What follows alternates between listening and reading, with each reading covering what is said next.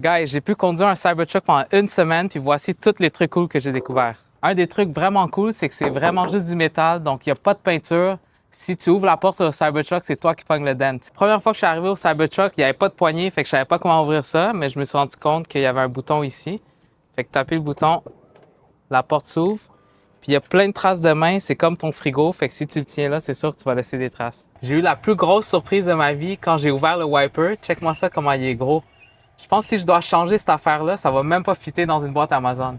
Puis je me disais, le truck il est immense, comment je vais conduire ça? Mais ce qui est nice avec le Cybertruck, c'est que ça, c'est pas un volant qui est connecté aux roues. Fait que quand tu tournes le volant, c'est comme dans un jeu vidéo. T'es pas obligé de le tourner au complet pour que ça tourne. Puis les roues en arrière, ils tournent, fait qu'on dirait que la voiture tourne mieux que ma petite berline. Ce qui est vraiment nice dans le Cybertruck, c'est que je peux self-drive. Puis quand je suis rendu à destination, il va se parker directement dans mon driveway.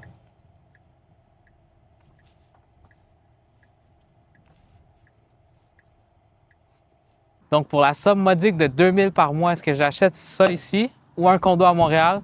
Moi, c'est sûr que j'achète le Cybertruck. T'as pas de taxe de bienvenue, t'as pas de taxe municipale à payer, puis en plus, t'as de l'espace en masse pour dormir.